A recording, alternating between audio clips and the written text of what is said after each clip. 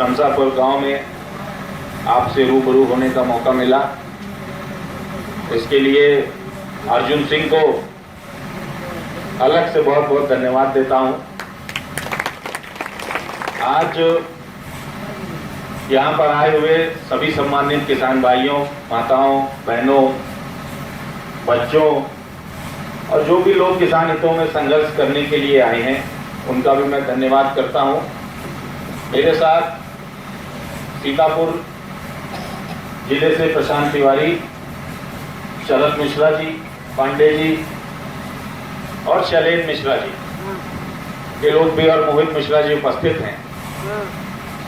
इन सभी लोगों का भी मैं धन्यवाद करता हूं। साथियों, किसान की इस देश में नहीं सुनी जाती। ये विषय शमशापुर ग्राम का ही नहीं है, मिश्रिक का ही नहीं है, ये पूरे देश का। जब देश आजाद हुआ था तो सबसे ज्यादा योगदान अगर देश की आजादी में किसी का था तो वो किसानों का था। यही एक कारण था कि हमारे पूज्य महात्मा गांधी जी हमेशा कहते थे कि गांव में जाओगे तब हिंदुस्तान को देख पाओगे। भारत की आत्मा गांव में बसती है। जय जवान जय किसान। और इस देश में अगर किसी की बात ठीक से नहीं होती है तो एक सीमा पे काम करने वाले जवान की, एक देश में भटक रहे जवान की, और फिर किसान। सबसे बड़ा लोकतंत्र में जो बहुमत है वो हम किसानों के पास है, हम नौजवानों के पास है, हम जवानों के पास है। और अपनी बात मनवाने में सबसे पीछे हम ही रहते हैं। तो इसका कारण जितना सरकार होगी उतना आप भी होंगे। अकेले तो सरकार नहीं हो सकती। आप बताइए, आपके बीच हर 5 साल में, हर पंचवर्षीय योजना में एक नेता आता है, उसको आप चुनते हैं, और एक नेता होता है जिसको आप हटाते हैं। फिर बदलाव क्यों नहीं आता? आप जहां हैं वही क्यों रह जाते हैं? आपकी किसी भी स्थिति में सुधार क्यों नहीं होता? आपकी स्थिति में सुधार ना होने का कारण यह है, लोकतंत्र में जो ताकत आपको दी है राजतंत्र से छीनकर, वो वोट की ताकत है। जनता अपनी सरकार चुनती है और वैसी ही सरकार चुनती है जैसा वो कार्य करना चाहती है। हम जाति पे वोट करते हैं, हम बिरादरी पे वोट करते हैं, हम धर्म पे वोट करते हैं, हम उदंग पे वोट करते हैं। फिर हम ये क्यों चाहते हैं कि हमारी सारी मुसीबतें और सारी समस्याएं वो नेता सुलझा दे? एक गलती तो आपकी भी है ये, ऐसा मुझे लगता है। मैं अपने बारे में बता दूं, शमशापुर में तो मैं पहली बार आया हूं। 13 साल हो गए मुझे किसान मंच में। ये किसान मंच देश के पूर्व प्रधानमंत्री स्वर्गीय राजा विश्वनाथ प्रताप सिंह जी ने बनाया था। उन्होंने जब ये मंच बनाया था तो इसका उद्देश्य सिर्फ इतना था कि किसानों के साथ जो जातियां हो रही हैं, गरीबों के साथ जो जातियां हो रही हैं, देश में बहुत बड़ी आबादी ऐसी है जिसका कोई सुनने वाला नहीं है, जिसका कोई पूछने वाला नहीं है। उन लोगों को देश की मुख्य धारा में रख के काम कैसे किया जाए। आज देश में किसी भी कोने में आप चले जाइए, डिजिटल इंडिया की बात होती है। मैं इस गांव में पूछूंगा अगर किसी से डिजिटल इंडिया क्या है, तो ये कोई अच्छे से बता नहीं पाएगा कि ये डिजिटल इंडिया क्या है। क्या ऐसा है कि नहीं?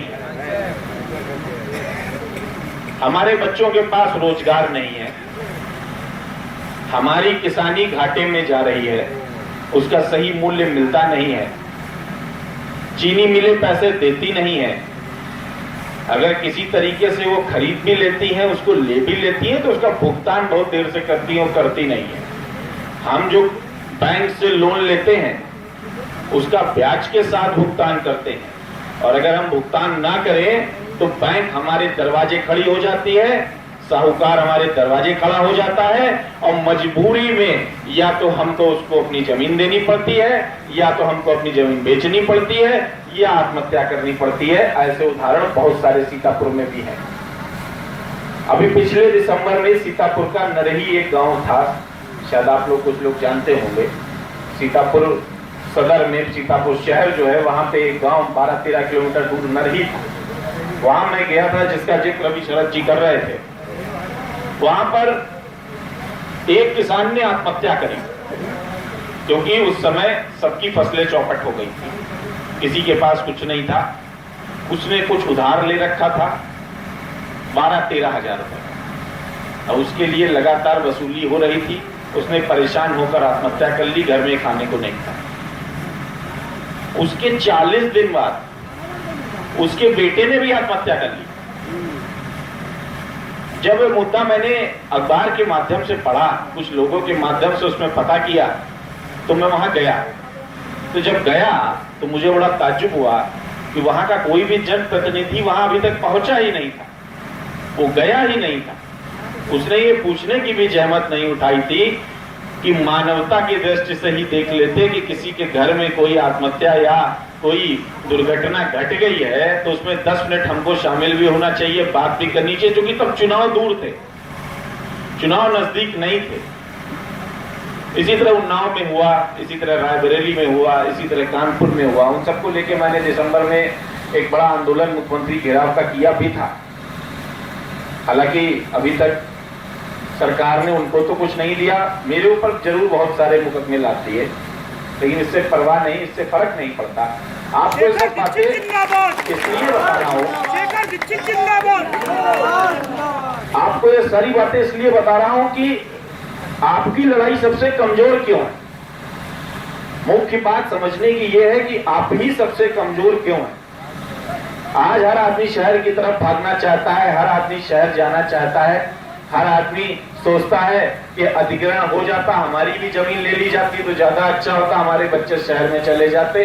आज जिसके पास पैसा है उसी का बच्चा अच्छी शिक्षा पाता है, आज जिसके पास पैसा है उसी के घर अच्छा स्वास्थ्य सेवाएं पाता है। आज हमारे देश के प्रधानमंत्री परमानेंट विदेशी दौरे करके हमेशा ये हमको समझाने का प्रयास करते हैं कि देश को विकसित करना है और उसको जापान जैसा बना देना है, उसको अमेरिका जैसा बना देना है, उसको अंग्रेजों जैसा बना देना है, जैसे पहले यूके हुआ, यूएस हुआ करता था। लेकिन वो ये नहीं समझते हैं कि वहां की शिक्षा पद्धति भी यहाँ लागू कर देनी है, वहां किताबें फ्री बंटती हैं, शिक्षा में समानता है, असमानता नहीं है, वहां का किसान खुशहाल है। 1 बीघा जमीन अगर शहर में किसी के पास होती है तो उसकी किसकी कीमत होती है और कितना लोन प्राप्त होता है। जितने भी बड़े बड़े हाईवे बने हैं उसके दोनों तरफ की जितनी जमीनें हैं वो अधिकांश वहां के बड़े राजनेताओं के पास, बड़े रसूखदारों के पास पड़ी हुई है, पर किसी गरीब किसान की नहीं होती। सारे गरीब किसान या तो अपनी जमीन छोड़ के हट जाते हैं या हटा दिए जाते हैं, चाहे फिर वो पुलिस से कराया जाए, चाहे फिर